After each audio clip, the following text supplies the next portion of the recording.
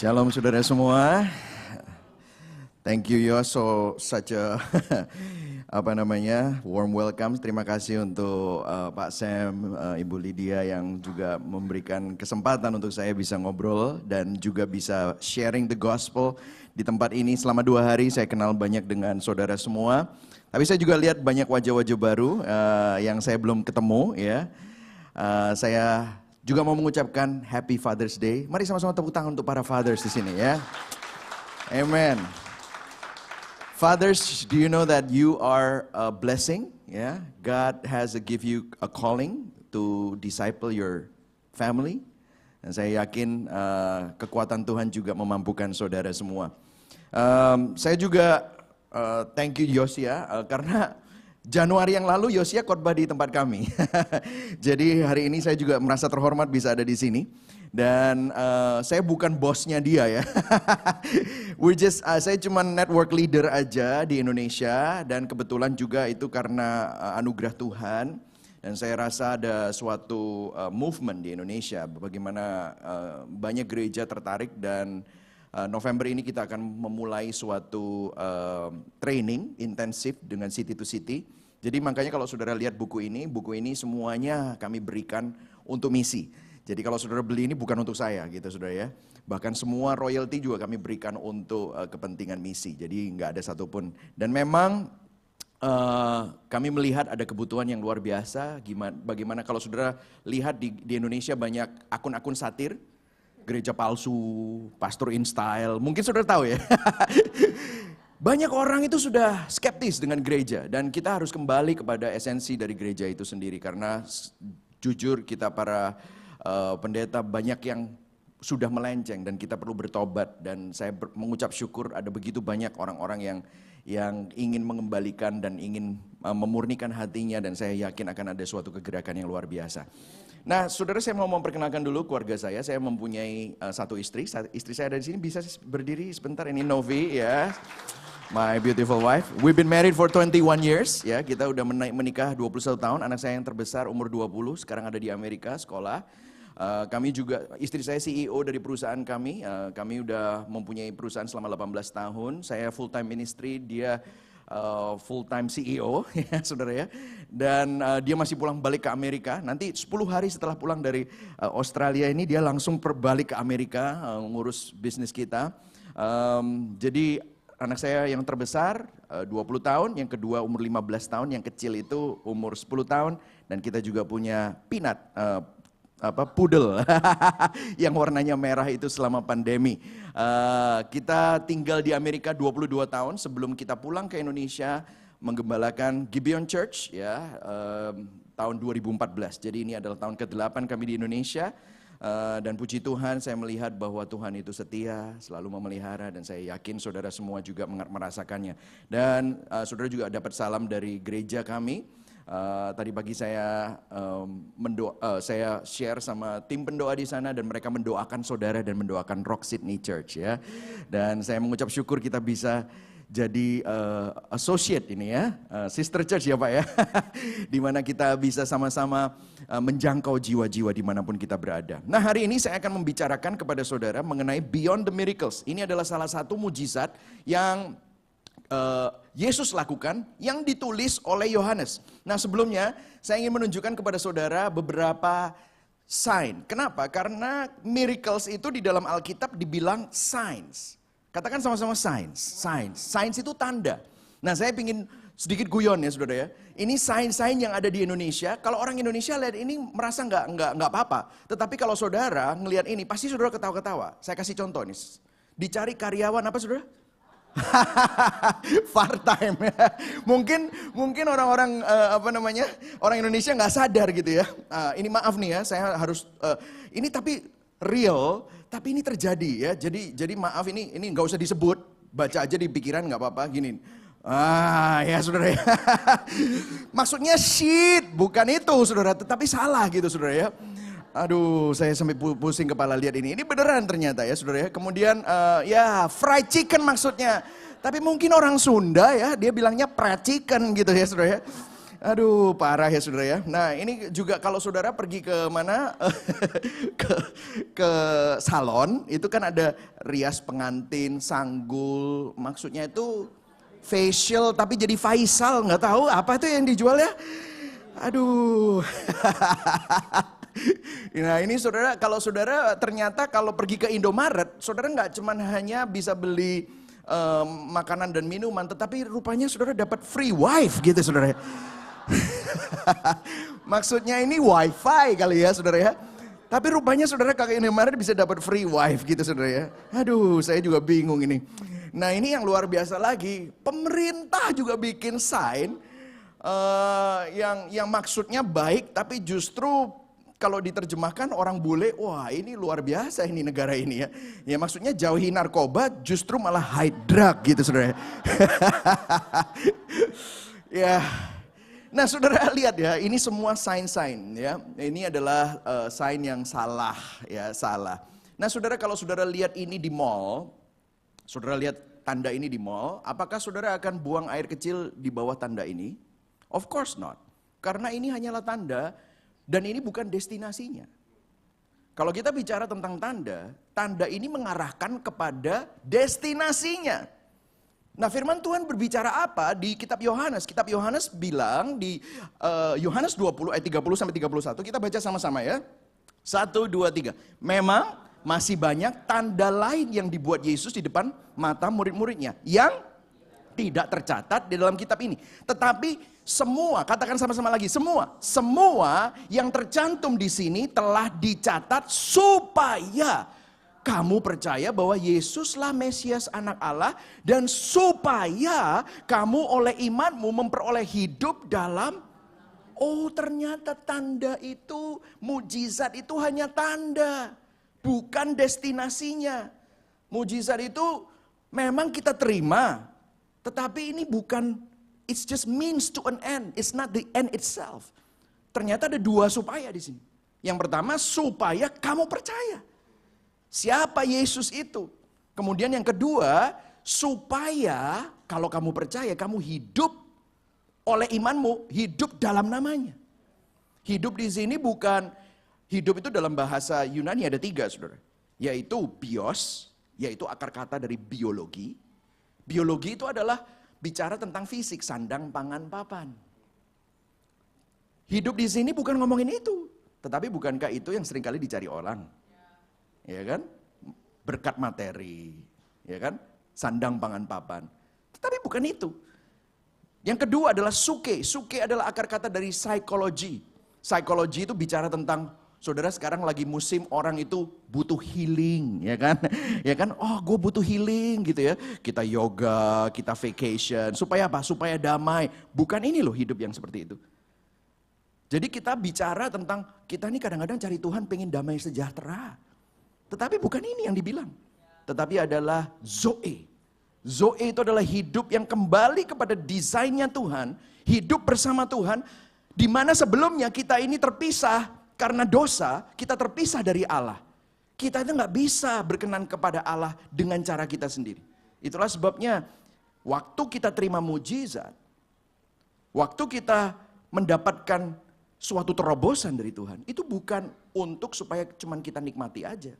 Tetapi supaya kita kembali percaya kepada Tuhan dan hidup di dalam Kristus. Nah, hari ini saya mau bicara tentang apa yang kita cari. Dan kita akan belajar tentang 3 macam manusia. Dan kita akan mengambil sebuah mujizat ditulis 7 aja oleh, nah saudara menarik ya saudara, Yohanes cuma milih 7 mujizat.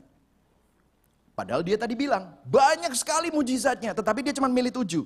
Artinya, ada pesan yang dia mau sampaikan di balik 7 mujizat ini.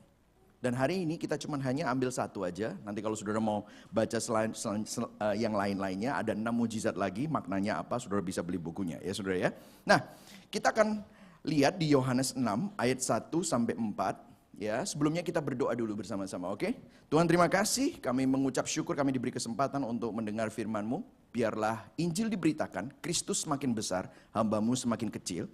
Dan biarlah Engkau lindungi dan biarlah Engkau capture the heart of the people with the Holy Spirit so the gospel can be preached and the gospel can be caught. In Jesus' name we pray. Amen. Yohanes 6 ayat 1-4. Saya akan bacakan buat saudara. Sesudah itu Yesus berangkat ke seberang danau Galilea, yaitu danau Tiberias. Ayat 2, saudara baca sama-sama. 1, 2, 3. Orang banyak berbondong-bondong mengikuti dia karena mereka melihat mujizat-mujizat penyembuhan yang diadakannya terhadap orang-orang sakit. Nah di sini saudara ada sesuatu yang menarik. Ya, kita berhenti di ayat yang kedua. Orang banyak, crowd. Saudara, seringkali kita itu ngelihat gereja atau ngelihat suatu gathering, itu kita lihat, wah itu gatheringnya sukses ya. Kenapa? Karena orangnya banyak. Tetapi orang banyak, keren deh orangnya banyak. Tetapi orang banyak itu berbondong-bondong mengikuti dia bukan karena Yesus itu Tuhan. Coba perhatikan. Orang banyak itu berbondong-bondong mengikuti Yesus karena, apa saudara? Mereka melihat mujizat. Karena mereka lihat ada sesuatu yang spektakuler. Nah saya mau, kan 3 macam manusia. Saya mau golongkan ini adalah saya bilang miracle groupies. Miracle groupies, saudara tahu groupies? Kalau ada band, ya, kalau ada artis, selebriti, itu mereka punya groupies. Kadang-kadang kita ini jadi groupiesnya Yesus. Kenapa? Karena mujizat. Kita ini mengikuti, mencari apa? Apa yang kita bisa dapat dari Tuhan itu apa? Nah ini bukan benar-benar mengikuti Yesus. Mungkin kita mengikut Tuhan bukan karena mujizatnya ya. Tapi bisa saja kita mengikuti dia karena berkatnya. Karena dekorasi gerejanya. Karena teman yang ada di gerejanya. Karena saya suka sama gembalanya. Mungkin saudara naksir sama anak gembalanya. Begitu saudara. Ya saudara. Ya. Ini menyedihkan loh saudara kalau kita hanya ikut becoming crowd. Banyak orang. Yohanes 6 ayat 3 selanjutnya. Saudara lihat di sini ya. Saya akan berikan beberapa petunjuk dan kita akan kembali ke sana nanti. Dan Yesus naik ke atas gunung dan duduk di situ dengan murid-muridnya. Dan Paskah, hari raya orang Yahudi sudah dekat. Nah ini perlu dicamkan. Nanti kita akan kembali ke sana. Kemudian ayat yang kelima, ketika Yesus memandang sekelilingnya dan melihat bahwa orang banyak berbondong-bondong datang kepadanya, berkatalah ia kepada Filipus, di manakah kita akan membeli roti supaya mereka ini dapat makan? Nah saudara, Yesus melihat mereka. Mereka cari mujizat. Mereka senang hal-hal yang spektakuler. Mereka mengikuti tanda. Bukan mengikuti dia karena siapa dia, tetapi tandanya aja. Tetapi saya mau tanya sama saudara. Apakah mereka mendapatkan jawaban yang mereka cari? Enggak. Karena apa buktinya? Mereka capek. Mereka lapar. Yesus lihat. Makanya Yesus lihat. Di mana sih kita bisa beli roti? Nah saudara, saya mau kasih sebuah fakta. Kalau saudara hanya mengikuti mujizat. Saudara hanya mengikuti sesuatu dan bukan karena itu Tuhan. Saudara cuman hanya senang berkatnya. Saya mau kasih tahu, akan ada kalanya saudara akan capek dan kecewa. Anda akan capek kalau hanya mengikuti mujizat. Seringkali kita ini nggak sadar, kita ini bilangnya cari Tuhan. Tetapi sebenarnya kita cari benefitnya saja dari Tuhan. Dan kita pasti akan capek dan kita pasti akan kecewa. Dunia ini senang tren-trenan ya. Kalau kita lihat dalam kebudayaan kita ini suka sekali ikut-ikutan. Terutama di Indonesia sih. Wah, pandemi. Saya by the way kesini kemarin dibawa sama beberapa teman jemaat saudara. Ya, teman-teman saudara itu Martin sama Robert itu sepedaan di Sydney. Waduh, luar biasa. Saya bawa sepeda, saudara. Saya bawa sepeda gitu, saudara ya. Waduh, senangnya gitu, udaranya enak gitu ya, nggak debuan gitu ya, saudara. Padahal kita kena hujan-hujan gitu ya. Tetapi kalau pas lagi pandemi itu ya di Indonesia, semuanya sepedaan karena semuanya lagi rame sepedaan semua. Pas lagi maraton, wah lari semua, semuanya pakai Adidas semua kan gitu saudara ya. Wah pokoknya semuanya itu tren-trenan. Memang manusia suka sekali tren. Saya pernah nih di Jepang saudara, di Jepang saya lihat panjang banget gitu ya. Terus saya tanya sama orang, ini ngantri apa? I don't know, semuanya ngantri, saya juga ngantri gitu. Hah?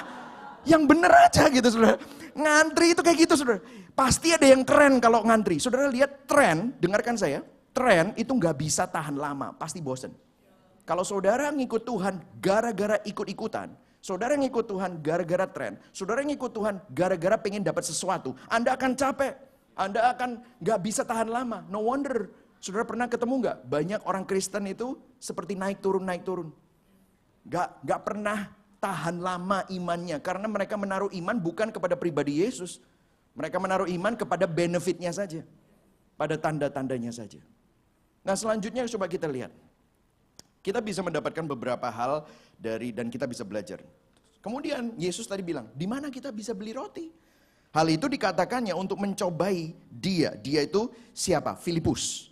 Sebab ia sendiri tahu apa yang hendak dilakukannya. Jadi Yesus sudah tahu. Jawab Filipus kepadanya, roti seharga 200 dinar tidak akan cukup untuk mereka ini. Sekalipun masing-masing mendapatkan sepotong kecil saja. Kemudian ayat 8, seorang dari murid-muridnya yaitu Andreas, saudara Simon Petrus berkata kepadanya, di sini ada seorang anak yang mempunyai 5 roti jelai dan 2 ikan. Tapi apa artinya untuk orang sebanyak ini? Nah saudara lihat di dalam ayat ini ditunjukkan juga, inilah kecenderungan manusia. Waktu dihadapkan dengan dilema, waktu dihadapkan dengan masalah dan pergumulan, pertama kali kita cenderung langsung keluarin kalkulator. Langsung hitung-hitungan, betul nggak saudara? Kita langsung bilang, Filipus orangnya kelihatannya suka bikin budget. Ya kan? Suka ngitung-ngitung. Langsung dia bilang 200 dinar ini gaji 6-8 bulan sudah. 200 dinar itu gaji kira-kira 8 bulan. Mungkin Anda punya plan, punya rencana. Jawaban Filipus adalah jawaban yang sangat manusiawi. Gak ada yang salah sih punya budget. Memang faktanya di sana ada ribuan orang. Dan dengan kondisi uang yang mereka miliki, mungkin untuk membeli makanan untuk orang sebanyak itu gak mungkin. Namun Yesus menanyakan ini bukan supaya Filipus menyadari keadaan mereka, maksudnya budgetnya gak cukup.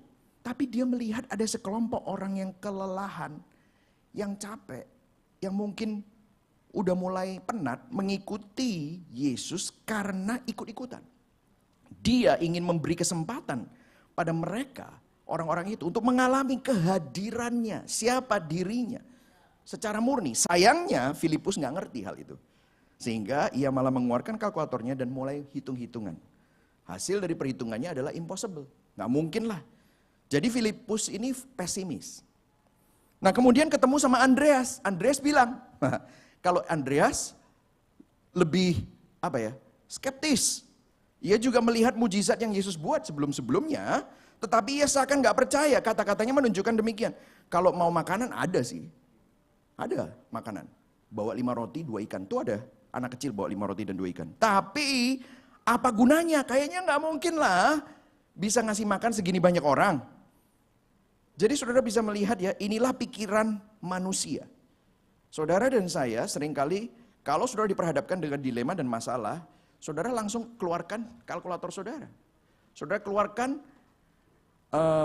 budget saudara. Saudara lihat keadaan saudara. Kayaknya nggak mungkin. Nah memang saya tahu Tuhan itu baik. Christ works beyond our human ways.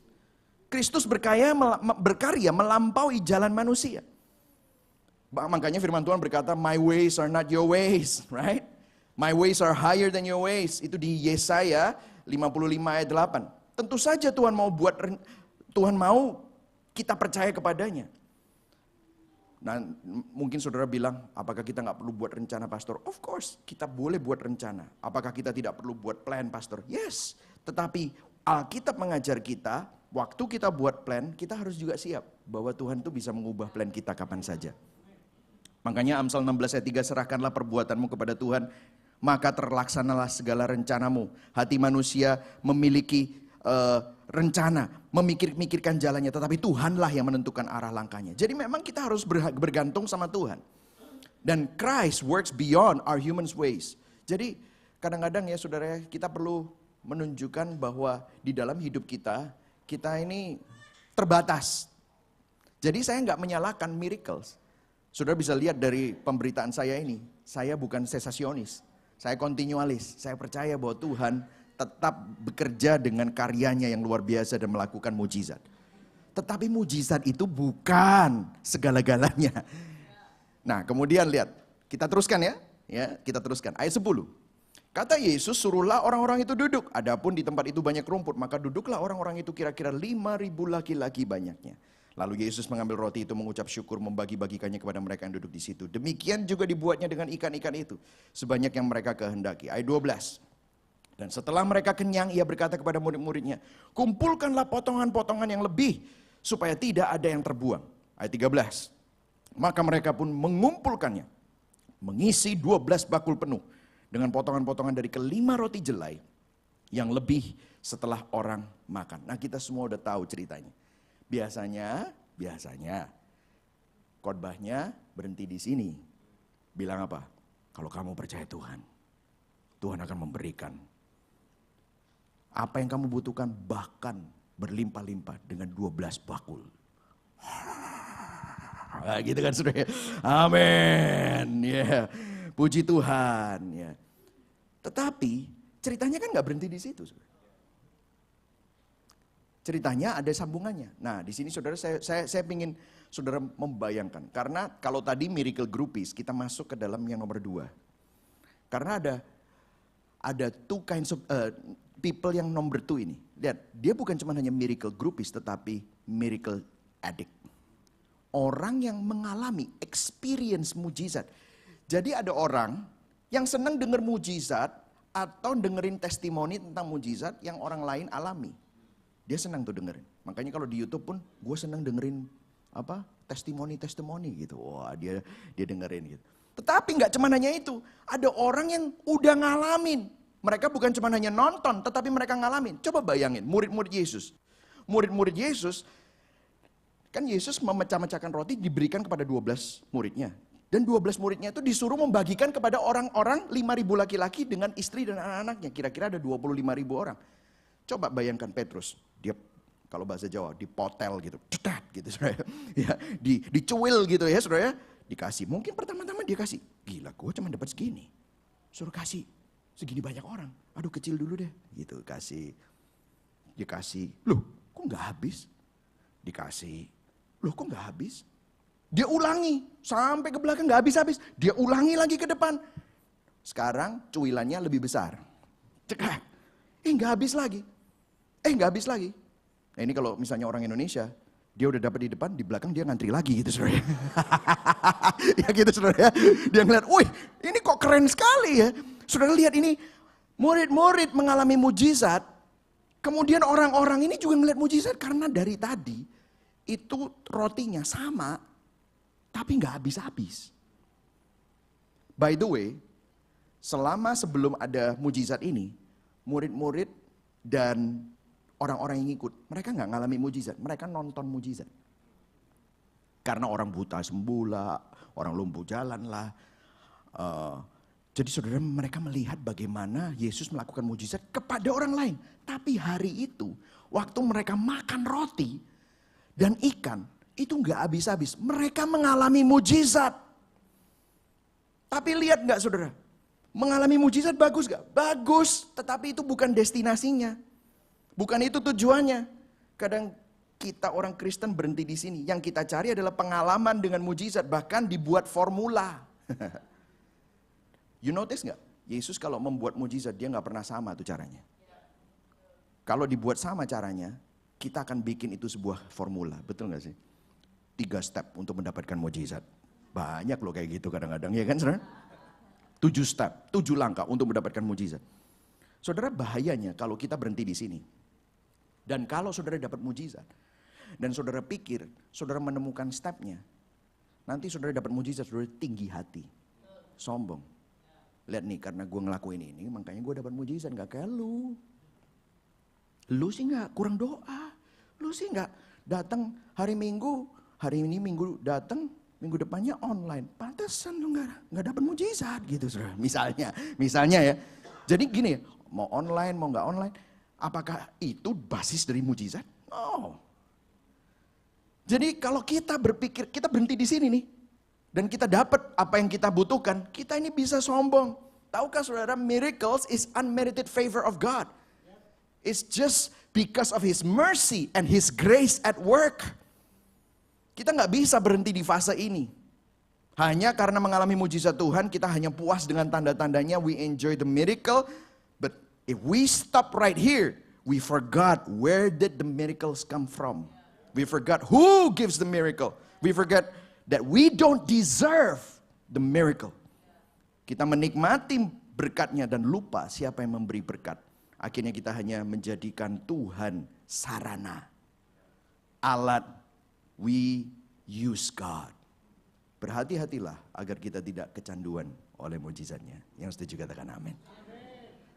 Saya berdoa supaya Jumat di Rock Sydney menjadi orang-orang yang mengasihi Tuhan lebih daripada mujizatnya. Amin, saudara. Saudara, saya teruskan ayat 14. Ketika orang-orang itu melihat apa? Mujizat yang telah diadakannya, mereka berkata, dia ini adalah benar-benar nabi yang akan datang ke dalam dunia. Karena Yesus tahu bahwa mereka hendak datang dan hendak membawa dia dengan paksa untuk menjadikan dia raja. Ia menyingkir pula ke gunung seorang diri. Loh, sebentar saudara. Kalau Yesus ingin menaikkan popularitasnya, bukankah dia berhasil? Yang lucu kan terakhir dia, ia menyingkir ke gunung seorang diri. Lucu ya? Bukankah orang-orang ini ingin membuat dia menjadi raja? Bukankah ini misinya Yesus supaya orang-orang ini sadar bahwa dia ini raja? Terus dibilang katanya nabi.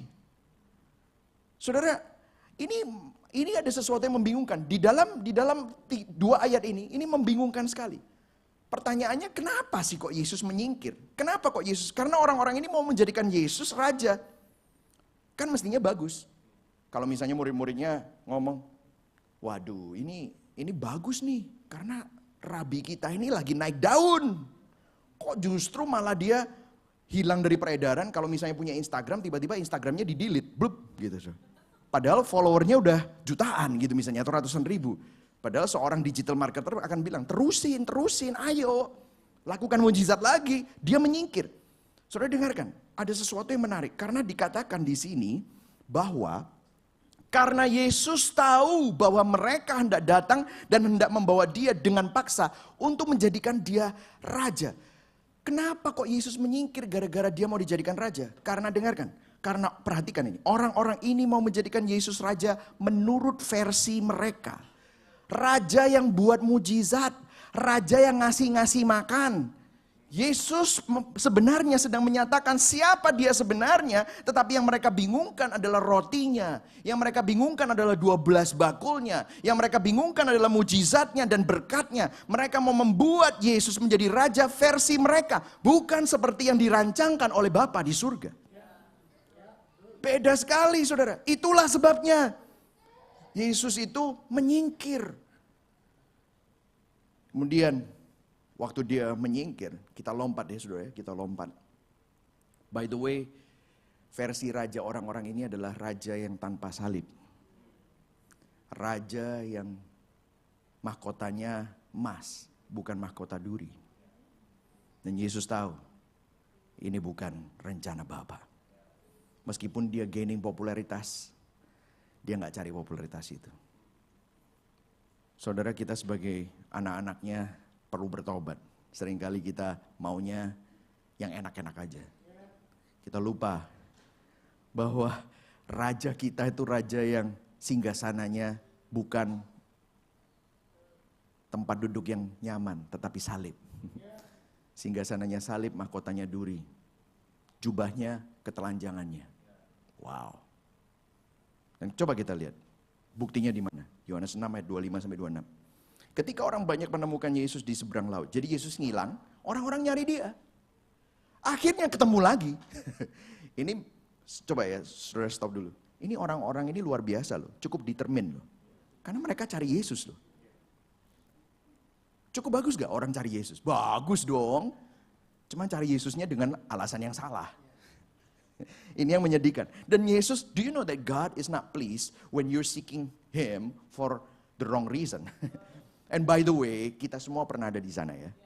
Saya bilang begini bukan untuk merendahkan yang masih dalam seperti itu. Karena saya pun juga seperti itu. We're all guilty of that. Kemudian ketika orang banyak menemukan Yesus di seberang laut, mereka bertanya, "Rabi, kapan? Bila mana engkau tiba di sini?"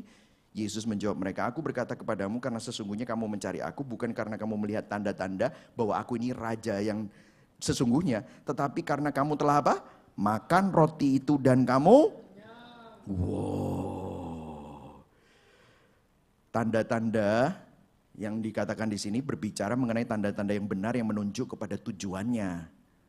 Menunjuk kepada siapa sebenarnya Kristus.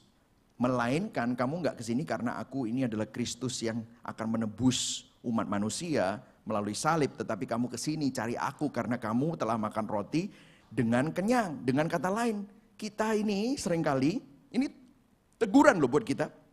Kita cari Yesus karena kita diberkati. Sesuai yang kita mau. Doa kita dijawab. Yesus jadi sarana.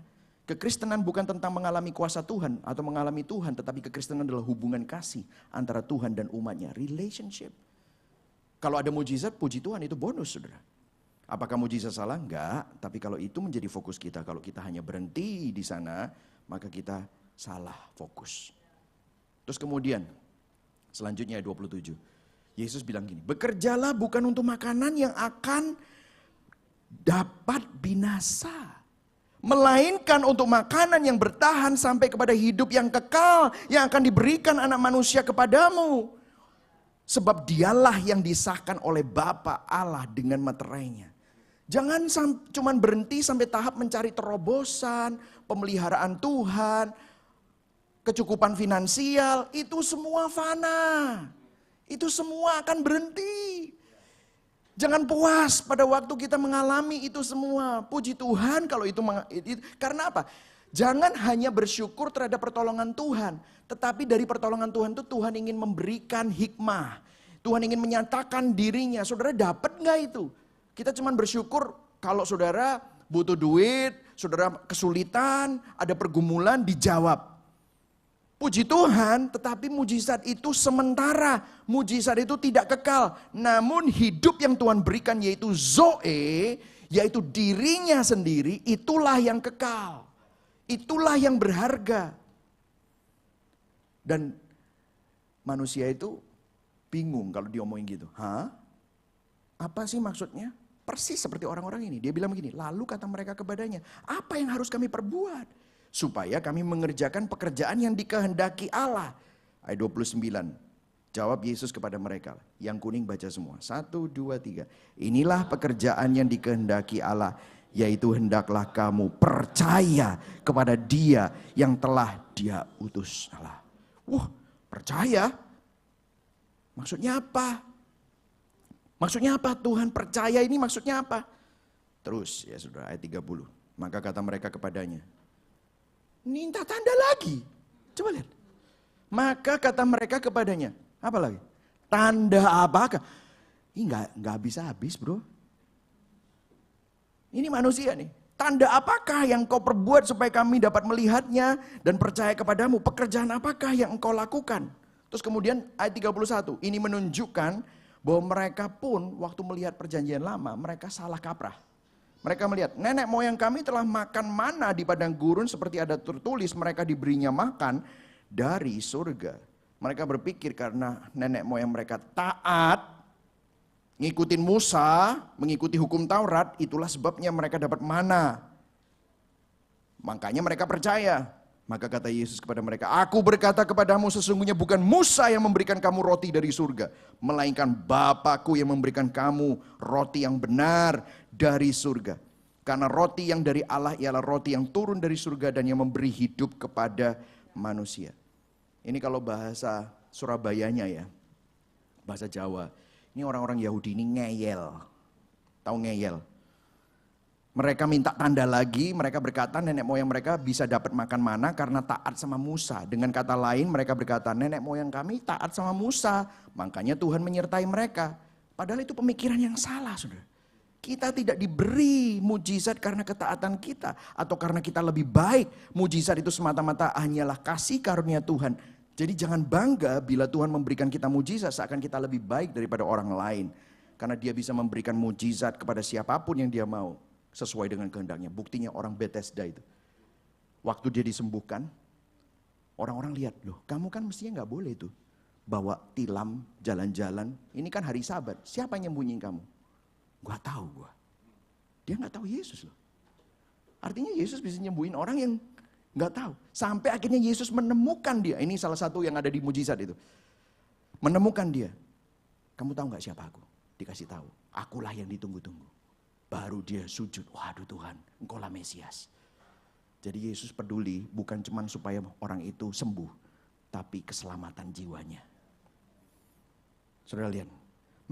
By the way, di sini saudara mungkin agak bingung dan saudara mulai tanya, apa sih dari tadi? Yang dari tadi dibahas itu adalah roti. Ya ini, mengapa dari tadi yang dibahas adalah roti? Karena makanan, roti dari surga, terus dapat roti 5 roti dan 2 ikan, 12 bakul roti. Udah gitu ketemu Yesus lagi, Yesus ngomong kamu harus percaya. Terus orang-orang ini ngomong lagi roti lagi. Kenapa sih dari tadi yang dibahas roti? Nah, di ayat 30 dan 31 dibilang roti. Untuk mengerti ini Anda perlu mengerti dari tadi yang dibahas roti itu karena di ayat 4. Paskah hari raya orang Yahudi sudah dekat. Nah, Paskah ini adalah Passover. Adalah hari raya di mana mereka merayakan hari terakhir mereka di Mesir. Beberapa ribu tahun yang lalu mereka dilepaskan dari Mesir karena hari itu ada tulah ke-10. Di mana semua anak sulung Mesir mati kecuali orang yang ada olesan darahnya di ambang pintu. Di Passover oleh malaikat maut. Dan malam itu mereka semua makan roti yang tidak beragi. Dan waktu mereka di padang gurun Tuhan memberikan mereka mana. Dipercayai bahwa mereka ditolong Tuhan dan mereka dipelihara Tuhan karena mereka taat kepada hukum Musa. Jadi gara-gara mujizat inilah. Karena dari tadi mereka berpikir Yesus adalah Musa yang baru. Nabi yang baru. Makanya tadi dibilang kan, oh ini nabi yang ditunggu-tunggu nih. Musa yang baru. Jadi dari tadi mereka berpikir nih Yesus Musa yang baru. Tapi Yesus menyatakan dirinya. Semua orang masih berhenti di nomor 2. Mereka berpikir ada Musa baru, ada nabi baru, ada formula baru untuk mendapatkan mujizat. Jadi itu intinya.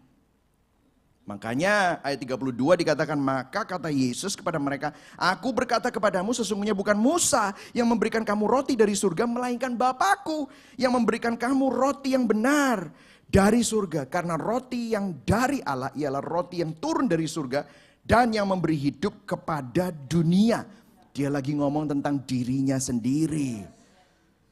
Tapi sepertinya orang Yahudi kurang yakin kalau bahwa inti dari semuanya itu adalah percaya kepada Yesus. Terus mereka mulai menceritakan tentang nenek moyangnya gitu saudara. Makanya akhirnya ayat 34 mereka bilang ini, oke Tuhan. Berikanlah kami roti itu senantiasa. Lihat ayat 35. Kata Yesus kepada mereka, akulah roti hidup. Barang siapa datang kepadaku, ia tidak akan lapar lagi. Dan barang siapa percaya kepadaku, ia tidak akan haus lagi. Akhirnya setelah muter-muter menjelaskan dari tadi tentang siapa dirinya, orang-orang tetap gak get it. Akhirnya dia harus ngomong, aku ini loh roti hidup. Aku yang ditunggu-tunggu oleh para nabi. Aku yang ditulis oleh para nabi ratusan tahun. I am the bread of life. Do you know that mana itu adalah gambaran, bayangan tentang aku. Karena mana turun dari surga, aku turun dari surga. Kasih makan kamu. Karena kalau kamu cari roti-roti yang ada di dalam dunia ini, kamu cari roti-roti yang dunia pikir akan bisa memuaskan hatimu, kamu akan terus lapar. Kalau kamu makan roti ini, kalau kamu percaya sama aku, you will never be hungry anymore. Disinilah kita ini harus masuk ke dalam level ini, bukan level ya, tetapi macam manusia ini. Orang yang melihat karya penebusan Kristus beyond the miracles, lebih dari mujizat yang dilakukan Yesus. Kalau saudara lompat ayat ke-57, dikatakan begini. Sebentar lagi saya masuk gospelnya. Meskipun ini ada di kitab Injil, tetapi disinilah gospel connectionnya ya nanti. Sama seperti Bapa yang hidup mengutus aku dan aku hidup oleh Bapa. Demikian juga barang siapa yang memakan aku akan hidup oleh aku. Inilah roti yang telah turun dari surga, bukan roti yang seperti dimakan oleh nenek moyangmu. Buktinya apa? Mereka mati kan? Saudara dengarkan saya, saudara dapat mujizat. Lazarus dibangkitkan dari antara orang mati. Apakah Lazarus hidup terus? Mati. Lumpuh jalan, apakah orang yang lumpuh jalan akan mati? Yes. Karena mujizat itu sementara, mujizat itu akhirnya akan habis. Karena itu semua fana, tetapi ada mujizat yang lebih besar. Yaitu kalau saudara percaya Yesus, barang siapa makan roti ini, yaitu dirinya sendiri, ia akan hidup selama-lamanya. Karena setelah di ayat 33 dan 35, Yesus come to the point, mengatakan bahwa dialah sebenarnya yang harus mereka cari. Dialah yang seharusnya mereka menjadi poin dari kehidupan mereka. Sayangnya saudara, reaksi mereka tidak seperti yang seharusnya. Karena ayat 60 dia bilang begini, orang-orang Yahudi itu sesudah mendengar semuanya ini, banyak dari murid-murid Yesus yang berkata, perkataan ini keras, siapakah yang sanggup mendengarkannya? Ayat 66, mulai dari waktu itu banyak murid-muridnya mengundurkan diri dan tidak lagi mengikuti dia. Ini kalau Yesus seorang selebgram, followernya unfollow dia semua, saudara. Terus yang keren, dia punya tim 12 orang muridnya. Yesus ini sangat secure ya, luar biasa. Kalian lihat gak semuanya pada mengundurkan diri? Dia bilang, kamu gak mau ikutan sekalian tak? Apakah kamu tidak mau pergi juga? Tetapi di sini saya yakin ini kan tanyaannya Yesus, kamu gak mau pergi juga? Tetapi Yesus, Petrus, saya yakin ini dari Roh Kudus. Jawab Simon Petrus kepadanya, Tuhan, kepada siapakah kami akan pergi? Perkataanmu adalah perkataan hidup yang kekal. Dan kami telah percaya dan tahu bahwa engkau adalah yang kudus dari Allah. Pisteuo, mempercayakan hidup kami kepadamu lebih dari mujizatnya. Nah saudara, apa poin dari semuanya ini? Apa yang harus kita lakukan? Apa yang menjadi take away point? This is where the gospel connection. Saya mau memberikan kepada Anda gospel connection. Dikatakan begini, sama seperti Bapa yang hidup mengutus aku dan aku hidup oleh Bapa, demikian juga barang siapa yang memakan aku akan hidup oleh aku. Inilah roti yang telah turun dari surga, bukan roti yang seperti dimakan oleh nenek moyangmu dan mereka telah mati. Barang siapa makan roti ini, ia akan hidup segala-galanya, selama-lamanya, hidup selama-lamanya. Kenapa dari tadi roti, kemudian kenapa makan? Kenapa ini menjadi sesuatu focal point dari apa yang dikatakan Yesus? Nah dengarkan saya saudara. Sebelum Yesus naik ke surga, dia mengadakan perjamuan terakhir. Di perjamuan itu, dia melakukan, hari ini kita akan melakukannya, perjamuan kudus. Dia, the last supper, dia melakukan perjamuan. Dan kemudian di perjamuan itu, di Matius 26 ayat 26, disinilah gospel connectionnya. Disinilah Injilnya untuk supaya kita ini bisa mendapatkan take away point. Dikatakan di Matius 26 adalah penetapan perjamuan malam. Itu ada di Markus 14 ayat 22 sampai 25, Lukas 22 ayat 15 sampai 20, 1 Korintus 11 ayat 23 sampai 25. Diulang oleh Rasul Paulus. Saudara lihat di sini, dan ketika mereka sedang makan, Yesus mengambil roti. Wah, persis sekali seperti di depan 5.000 orang itu. Dia mengambil roti, mengucap berkat, memecah-mecahkannya, lalu memberikannya kepada murid-muridnya dan berkata, ambillah, makanlah, inilah tubuhku. Kalau saudara lihat di sini, ini ada kenapa kok Yesus melakukan ini? Saudara dengarkan saya, disinilah koneksinya. Kalau saudara ingat, Adam dan Hawa jatuh dalam dosa gara-gara apa? Makan. Makan apa? Buah yang dilarang oleh Tuhan. Buah pengetahuan baik dan pengetahuan jahat. Pemberontakan manusia ingin menjadi seperti Tuhan dimulai dengan makan. Itulah sebabnya kalau saudara baca di Kejadian 3 ayat 6, kata-kata yang dipakai oleh Musa waktu menulis kitab Kejadian, very similar. Framingnya itu sama dengan apa yang Yesus pakai pada waktu malam perjamuan. Kalau saudara lihat, perempuan itu melihat bahwa buah pohon itu baik untuk dimakan, sedap kelihatannya. Lagi pula pohon itu menarik hatinya karena memberi pengertian. Lalu ia apa? Mengambil dari buahnya dan dimakannya. Dan diberikan kepada suaminya yang bersama-sama. Dan suaminya pun memakannya. Hawa mengambil dan memakan buah dari pohon terlarang itu. Yesus berkata di saat malam terakhir bersama dengan murid-muridnya, inilah tubuhku, ambillah dan makanlah. Bahasa ambil dan makan adalah bahasa pemberontakan dari hati yang memberontak kepada Tuhan. Tetapi melalui karya Kristus, hati yang memberontak ini diubahkan menjadi hati yang diselamatkan. Bahasa pemberontakan diganti menjadi bahasa keselamatan. Konsekuensi supaya mengganti bahasa pemberontakan menjadi bahasa keselamatan. Tubuh Yesus yang harus dipecah-pecahkan. Tubuh Yesus, sang roti hidup itu yang harus menanggung murka Allah.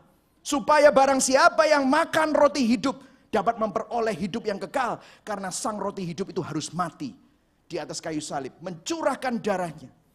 Dengan makanan manusia jatuh dalam dosa. Dengan makan roti hidup yang sudah dipecah-pecahkan itu. Kita yang percaya kepadanya diselamatkan. Itulah kabar baiknya. Saudara, Yesus adalah kecukupan di atas segala kecukupan. Tetapi dia meninggalkan itu semua. Dia yang tidak menganggap kesetaranya dengan Allah sebagai milik yang harus dipertahankan. Mengosongkan dirinya, mengambil rupa seorang hamba, menjadi manusia, taat bahkan mati di atas kayu salib. Saudara, kalau saudara bayangkan ini, how can it be? King above all kings, creator of all the universe, melakukan itu.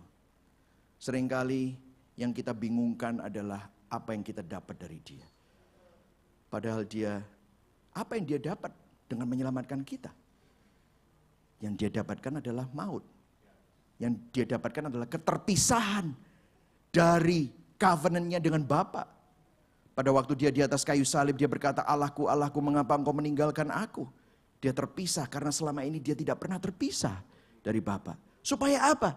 Supaya kita yang percaya kepadanya tidak pernah sedetik pun kita akan terpisah dari penyertaan Tuhan. Itulah mujizat yang terbesar. Augustine the Hippo, hatinya meleleh waktu mengetahui tentang sang roti hidup itu.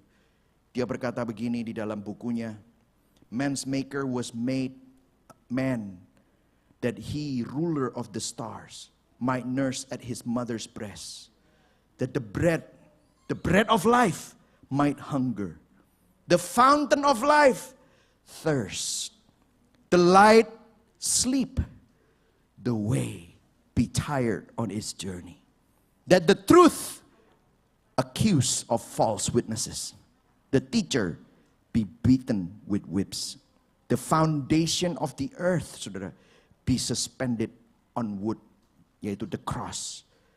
The strength might grow weak, and the healer might be wounded, that life might die. Supaya apa? Supaya saudara menerima hidup. Saudara yang lapar mendapatkan makanan. Saudara yang haus tidak perlu haus lagi. Itulah Injil. Saudara, mujizat jasmani itu sementara. Hidup yang Tuhan berikan di dalam Kristus itu kekal. Itulah mujizat yang terbesar.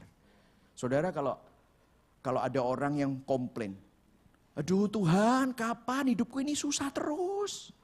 Kapan aku ini bisa, kalau bahasa Jawanya mentas. Kok kayaknya hidupku susah terus? Tahukah saudara?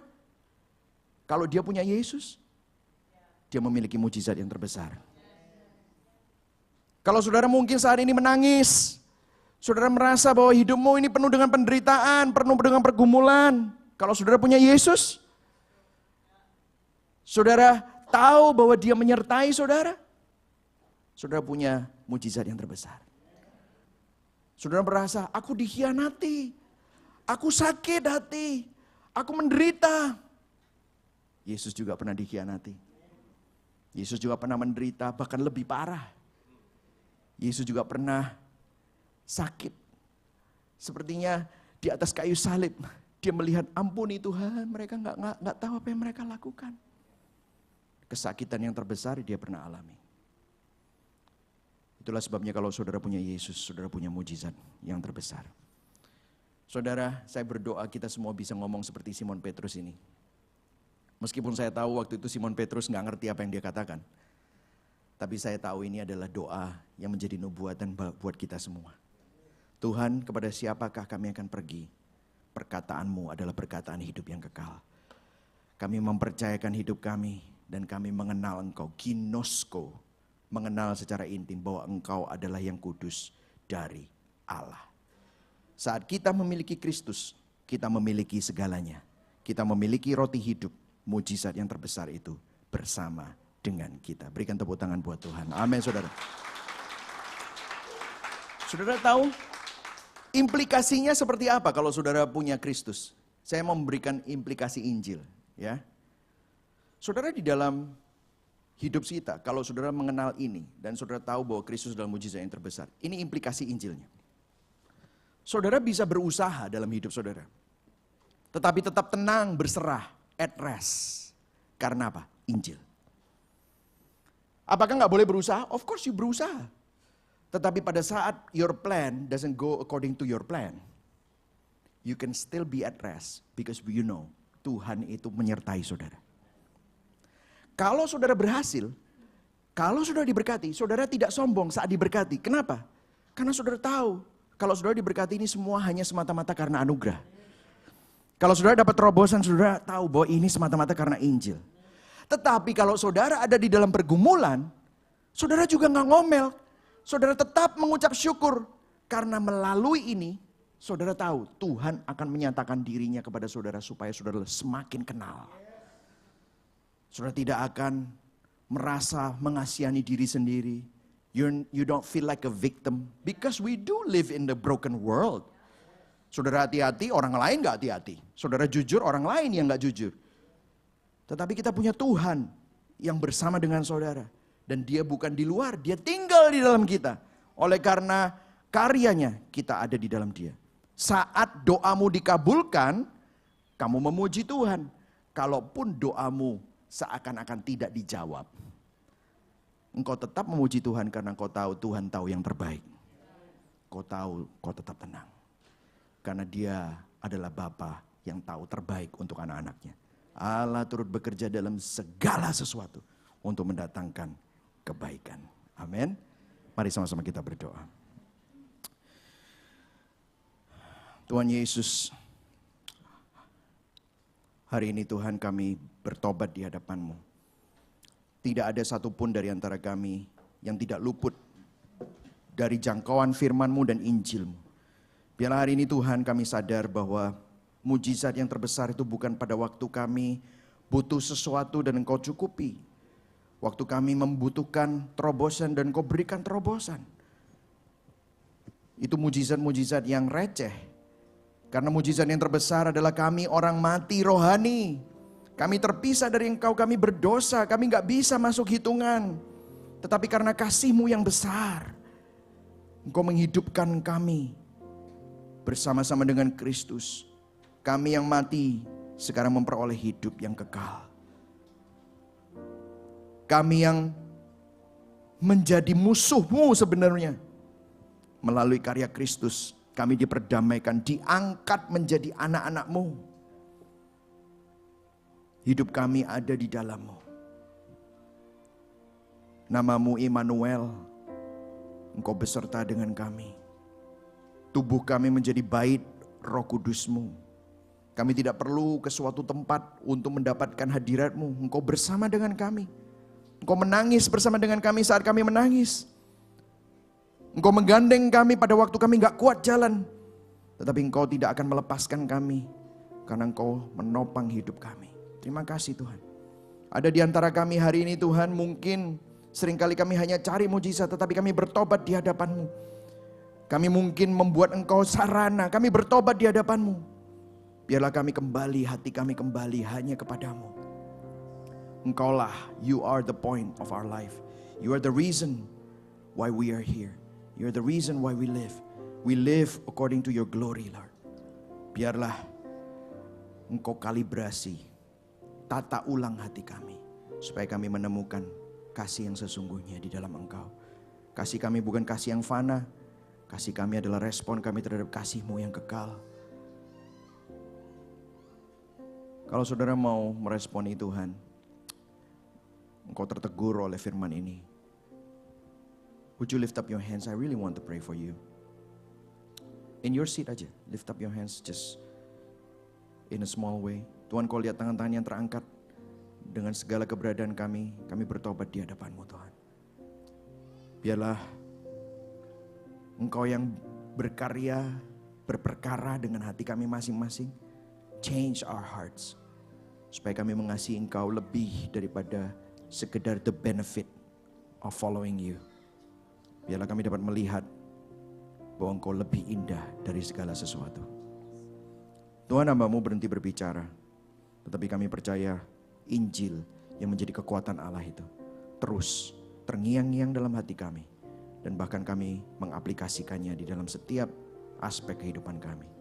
Di dalam nama Bapa, Putra dan Roh Kudus, Allah Tritunggal yang Esa, kami berdoa dan Engkau meteraikan firman ini. Amin.